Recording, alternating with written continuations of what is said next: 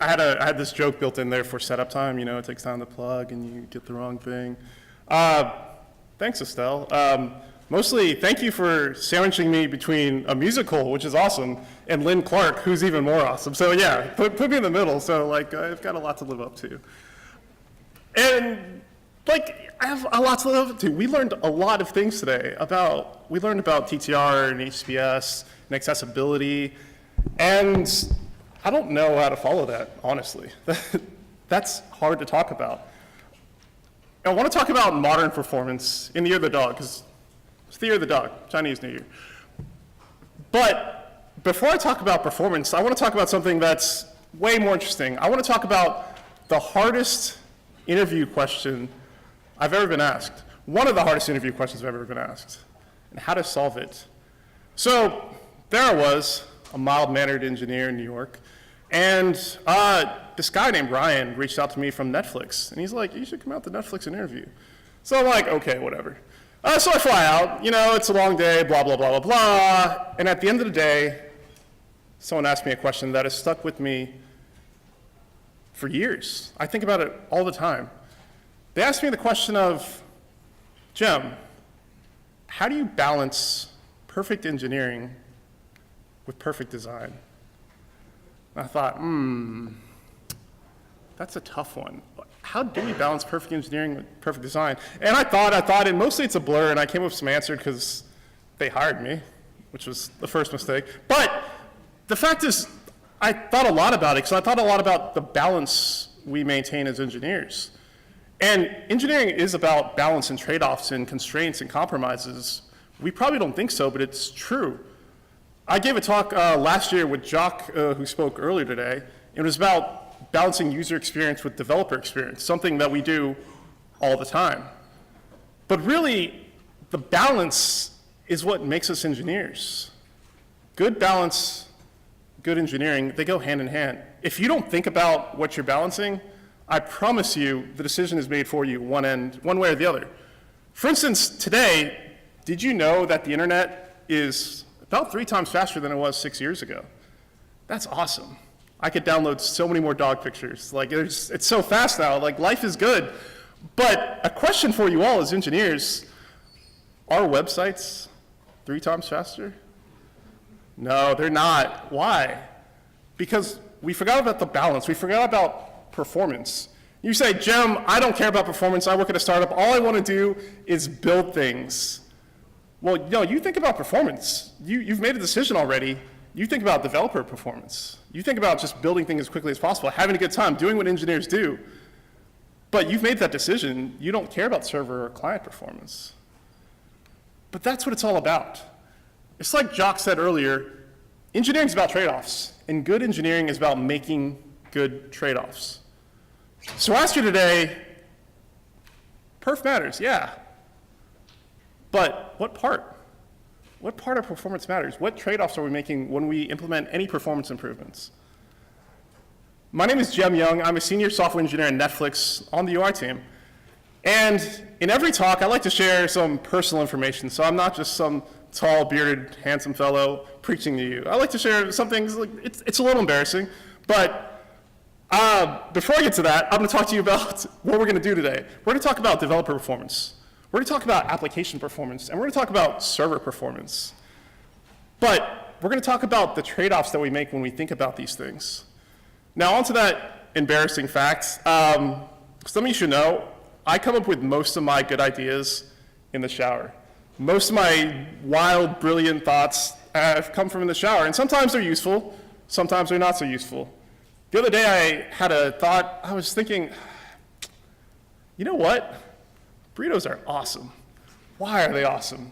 I still don't know. I'm still working on that. Every day of my life I'm trying to figure out what's the ideal burrito.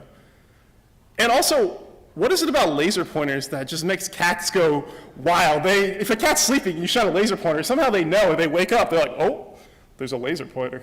I gotta get it. But the other day, I came up with something, I actually had a useful thought, not just about cats and burritos, but it was about what is performance? What are the aspects that make up performance? And this question, it drove me almost crazy. I thought and thought and thought. I actually rewrote this entire talk because I was like, I'm thinking about this the wrong way. Because what makes up performance? Most people would say it's measurements. It's about having a performance budget and hitting it. It's about saying my TTR needs to be 3 seconds, and if we're anywhere under 3 seconds, we're good. We measure it. But that's one aspect of performance. The aspect that I want to talk about today is about the trade-offs we make. Because again, good engineering is about making good trade-offs. And if you don't think you're making trade-offs, that decision has been made for you already. So for every section I talk about today, I want to give you some performance tips. I'm going to tell you things that you can use today to build an application. Because let's face it, I don't know what you build. I work on Netflix. Our problems are different from your problems. But I want to give you tips that are useful for anybody. You can use them in any scenario. But I also want to talk about the trade-offs you're making, because for every performance improvement we make, we are making a trade-off. Speaking of trade-offs, what is the best site on the internet? Anybody, just yell out. No, come on, it's too easy, too easy. Netflix is awesome, but no. It is the site, I'll give you some hints. It is fast, it loads in under a second. Ooh, no, a lot of good answers. Okay, how about this? It conveys so much information on the first page load, it is easy to find anything you need. Ooh, Wikipedia, that's good. No, I'm talking about Craigslist. Craigslist is an awesome site. It loads in under a second. It works on mobile, it works on desktop. It uses just HTML and CSS and a tiny bit of JavaScript. And it conveys all this information to the user so easily. What a great site. RIP personal section, you know? A lot of broken hearts out there tonight. Sorry about that.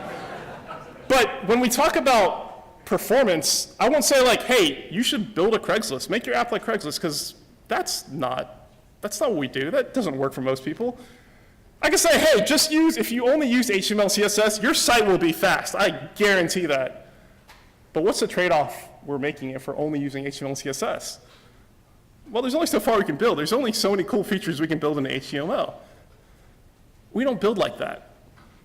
But this is the structure of the talk, and this is the structure of how we want to think about performance. Yeah, I can give you performance tips, but I want you to weigh the trade-offs too, because what works for me may not work for you, and what works for you may not work for the next person. And when we think about the developer performance, or server performance, application performance, we think about the trade-offs that we're making along the way, because we are making trade-offs. Developer performance. One of the probably most neglected topics when we think about performance. We don't think about how fast did it take me to build something? How fast did it take me to write some code or find the file that I need? Which, I don't know, it doesn't make a lot of sense, because developer performance is just as important as any other aspect of performance. Hey, when's the last time you wrote a web server in C? It would be fast. It would be very fast. But it would take you a long time to build. It would take you a long time to debug. Because developer performance is important. But what is developer performance?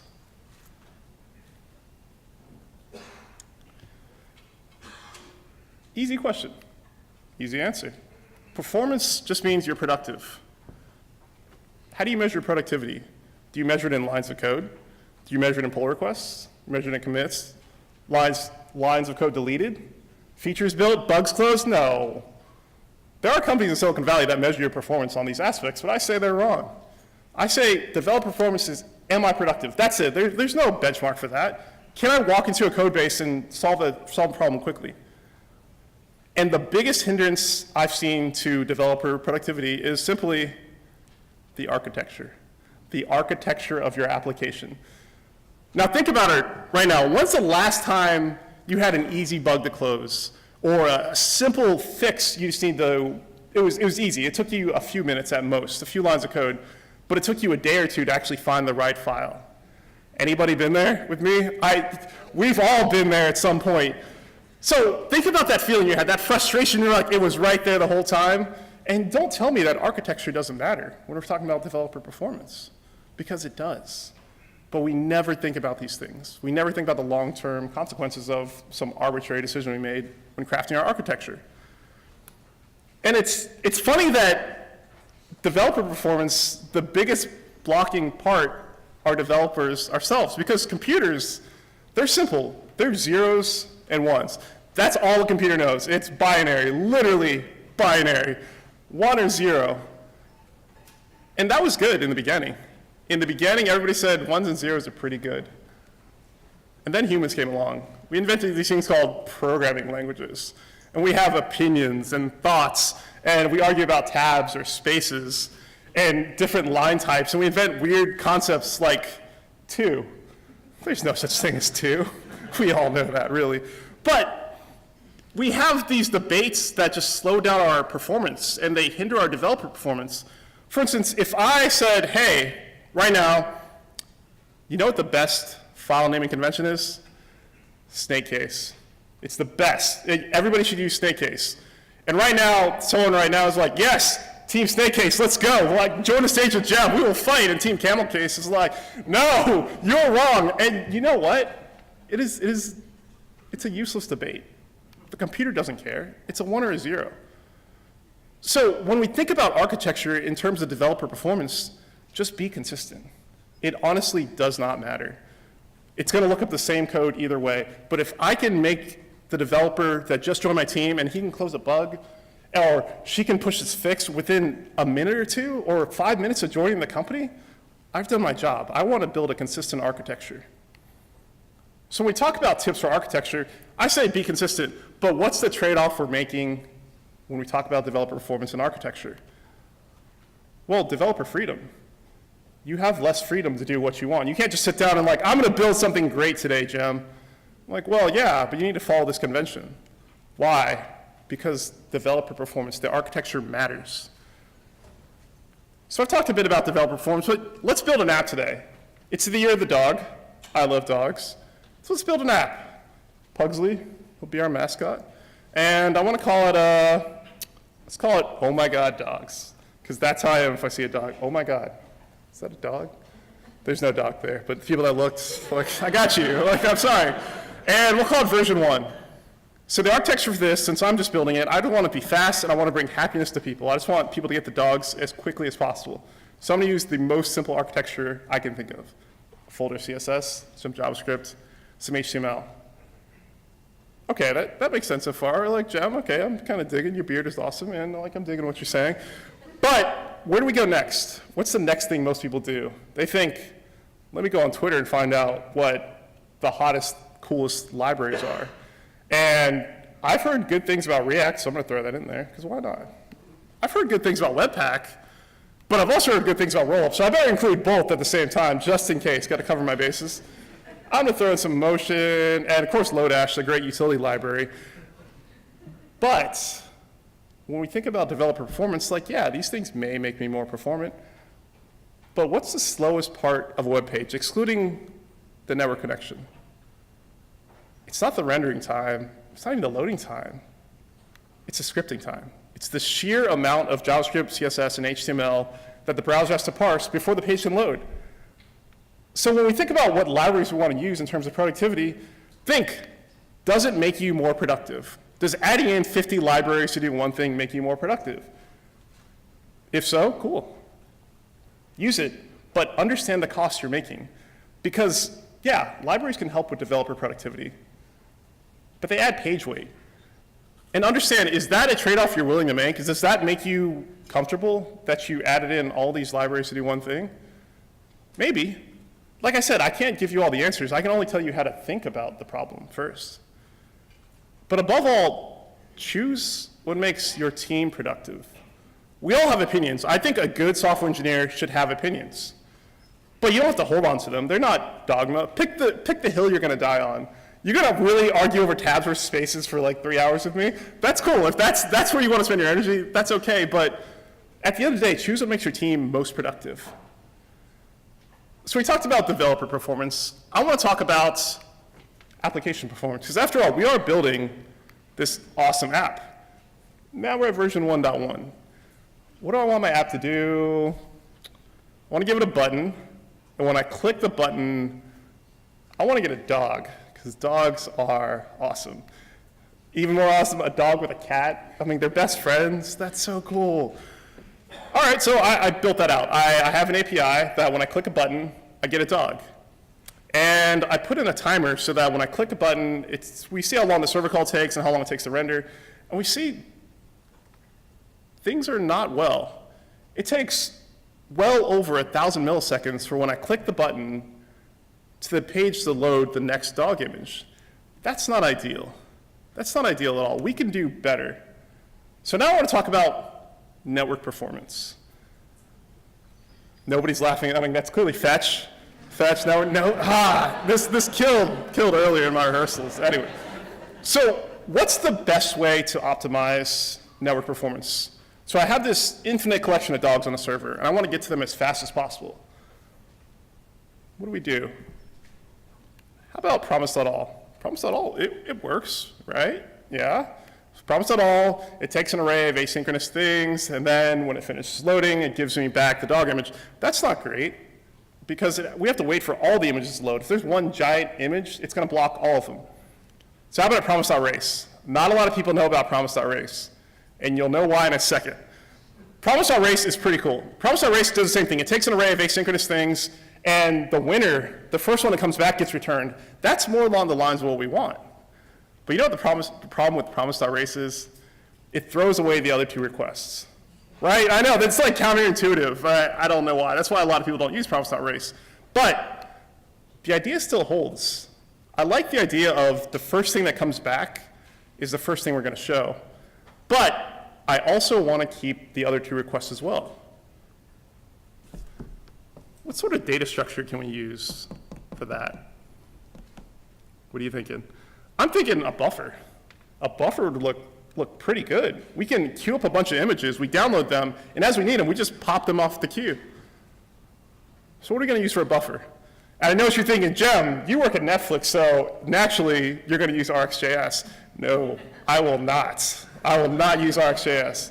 Like, okay, something a bit more mainstream appeal. How about Bluebird? Bluebird is pretty good. I could build a buffer out of Bluebird. But I got to talk to my consultant, Pugsley. He looks concerned. He looks concerned about our use of libraries, because Pugsley remembers that scripting time matters. Loading all these libraries to do something that I may be able to do in JavaScript may not be the best solution. What can I use to get this infinite collection of dogs down to the user as fast as possible? I got it. See, the minute someone says infinite collection, I automatically think I'm going to use a generator. A generator is awesome. They're all awesome. And a lot of people don't know about it. And if you don't know about a generator, right now, you're probably thinking something feels wrong. Something feels off, like there's a disturbance in the force.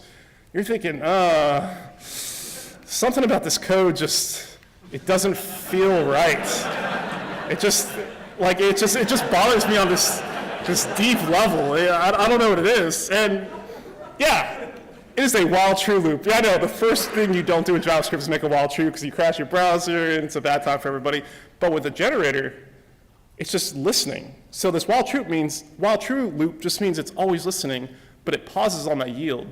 So every time we fill up that buffer, we just pop things off. And then once the buffer is done, it just waits for more. And we just fill it over and over and over again. And I don't have to manage it. And the best thing is, I don't have to use any libraries. All right, so now we're on version 2. We implemented this buffer. Is it fast? I don't know. Tell me. That's pretty fast. That was a good move. And the best part is we didn't need to use any libraries. We just thought about the problem a little bit differently. Because I'm like you. If I run into a problem, what's the first thing you do? I ask my buddy. Second thing you do, you go on Stack Overflow, like, how can I make network perfect? Yeah, or then you find some libraries, some blog posts, and that's cool. But if we think a little bit harder about the problem, maybe we can solve it without using any libraries. So when we talk about optimizing application performance and network connections, we want to maximize every single possible connection that we can. Just overload it. We want to load as many things as quickly as possible. But what's the trade-off to doing this? Because there is a trade-off. Resource consumption. We don't want to forget about mobile users, because mobile users may not have unlimited data plans. The next 4 billion people that are going to join the internet are going to be on mobile phones. Now, we have to think, we can maximize all the connections and give them the best possible experience, but does someone on the phone really need to get 100 dog pictures queued up? Is that the best experience for them? Maybe. It's a decision we have to make, but we can't just blindly apply performance tips and just say, like, here you go, walk away, silver bullet, we're done.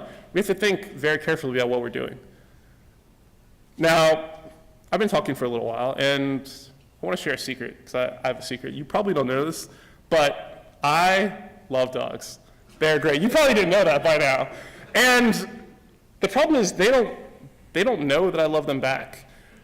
So how can I build a version 2.1 of my app that shows them that I really love dogs? Well, you know what I'm going to do? Every time you click the button, I'm just going to like show a little heart. Give them a little heart, you know. They won't know it, but like I think deep down inside all dogs will know it. You know, hopefully. And that looks pretty good. That looks like it's pretty smooth, but how do we know? How do we know they'll look smooth? Well, we need to measure it at some point. Okay, so we have version 2.1 where we have some hearts. How about version 2.2? We throw in some measurements. Let's measure the frames per second. Let's make sure that it's running buttery smooth at 60 frames a second. So I build a quick timer, I measure it, I'm clicking, and it's running 60 frames a second. Yeah, we're good. We're still good. My code is good. Don't worry about it. But now, if someone says, Jem, it looks good, but is it actually good? I can say, yeah. And now that we have measurements, we know that if we have any regressions in the future, I can say, like, here's exactly the point of regression. The earlier talk about from the engineers from Pinterest, that was great, because they were like, it's not enough to do performance. You need to know if you went backwards as well. So we talk about performance. You should measure frames per second and time to render, or pin or wait time, or anything you want to measure. But there's a trade-off to measuring performance. It's uncertainty. Anybody familiar with Heisenberg uncertainty principle? You know, it's kind of the base of quantum mechanics and parallel universe. The idea is that there's a cat in a box with some sort of poison, and the cat is both alive and dead because you don't know what's happening. But the minute you open the box and find out, that's when things change. And that's the same way with measuring performance. Sometimes when you measure performance, you actually change performance. So let's say that FPS meter that I just wrote, let's say it was really slow. Let's say it was actually causing frames to drop. How do we know? You might not necessarily. But that's the trade-off to measuring performance. You have to think about, I'm measuring performance, but I could actually be affecting the performance of my page. But this is a trade-off we make as senior engineers. All right, so our app is pretty good now. But I think we can do even better, because we want to be great. That's why we're here, right? We're all pretty good. We want to be great. So to be great, I want to turn to the server. So I think the server we can get some really big wins. And I want to talk about something really exciting, transfer protocols. I know, calm down. I think someone in the back fainted. Estelle, could you? Yeah, because they're so excited about transfer protocols. But when we say transfer protocols, we're talking about HTTP1. It's a text format. It's kind of slow, runs at 2.1 seconds. That's not bad for our app. 2 seconds is okay. Now we turn on HTTP2. Yeah, under a second. That's what I'm talking about. And you know what? It was an easy change. On the server, in the Nginx listen block, I just throw in HTTP2. That's it. That was it. I shaved a second off my app just by one line change. Server performance, there's big wins. There's a but. You know there's a but. There's always a but. If I use HTTP2, I can really increase my page speed. But what's the trade-off I make when I use HTTP2? Well, I need to use SSL. HTTP2 only runs over SSL, secure socket layer, or lava. Doesn't matter. What's the problem with using SSL? I bet a lot of people have never thought of this. Did you know that computing the cert time is expensive? It costs Netflix a non-trivial amount of money when we switch to HTTPS, because we have millions of connections, we have to handshake, and those eat up CPU time. Did we think about that? Does anybody think about that? I do. So I can't just say, like, use HTTP2, like, you're good, you're golden. Think about, is it worth the server costs? Yes, it is, because internet privacy is very important. That's something we should all take seriously. But, again, I want to teach you how to think. I want to teach you the trade-offs that we have to make. And my last and final tip is all about compression. Compression is awesome. Compression is the act of saying, hey, I've got a file of 20 zeros and ones. I can write this pseudo language that just says, this next file has 20 zeros and ones. That's essentially what compression is. Instead of sending every single bit, we just write this kind of weird language that explains what that file is. And compression is awesome. You've probably heard of gzip. Gzip is pretty good. Gzip is very good. But there's this new kid, it's been around for a few years, but that's new in compression terms, called Brotli. Brotli is just a little bit better. You're thinking, okay, I'm just going to walk away now, Brotli's the winner, etc. But there's a trade-off to be made. Brotli is actually about 3 times slower, depending on the file, in terms of compression. So yeah, the page is slightly smaller, a little bit faster, but the server is paying that cost now. It costs way more for that connection to go out. But you know what? I'm Jem, and I solve hard problems. I know that we have our build step, we have a web server, and then on the fly, compression happens. But that's eating up more and more CPU resources. What about if we utilize static compression? What if I just compress things ahead of time, and then we serve them out? That ain't bad. That takes our compression time down to effectively 0, and that's a pretty big win. So right now you're thinking, okay, I'm gonna use Brotli. That is the single biggest takeaway I learned today. No. Remember, there's a cost. The server overhead may not be worth it. And you know what, gzip's pretty good. If you're trying to eke out that last bit of performance, maybe Brotli is the way to go. Maybe not. Okay, so I've applied so many performance optimizations to my app. I feel like, oh my God, dogs, it's final, we're gonna ship it. We can test it. It's fast, it's flying, these dogs know I love them, and we're all a little bit happier because, it's dogs. Yeah, I like it so far. Along the way, we've made a lot of trade-offs, but I understood those trade-offs and I said it was worth it because I want to make an app that is fast. That's it. I don't care about anything else. I just want it to be fast. And sometimes that's okay. But sometimes we have to weigh the trade-offs that we make. We're trading off developer performance against server performance or application performance against server performance. And all these things that we have to take into account as engineers if we want to be great engineers. So back to that question. Back to that interview question that I got asked at Netflix. So it was 5 hours in. It was like very, very hazy. And in the end, when they asked me, how do you balance perfect engineering with perfect design? I said, you can't. You can't do it. You do the best you can. You understand the trade-offs you make, but you do the best you can. And that's the right answer. Always understand the trade-offs. I should thank dog.ceo, a real website. That is a real website, and it has the dog API that gives you random dogs. If you have a project you want to build, I recommend. And it's awesome. I mean, come on. And a thanks to Estelle for inviting me to speak here and all the volunteers. Transcriber, forgot your name already, but you were awesome. We set up the TV. And seriously, there were signs pointing here. Like half of a conference is like actually finding the conference, especially the speaker. And I was like, where am I going? And they put up signs like 4 this morning. Like, thank you, everyone. And thanks to my team. Thanks to Ryan and Jock who, listened to my rants earlier. And follow me on Twitter if you agree, disagree, or have performance tips that I missed. Hit me up. But again, always think of the trade-offs in everything we do, because we either think of the trade-offs and make a decision, or that decision is made for us. Thank you.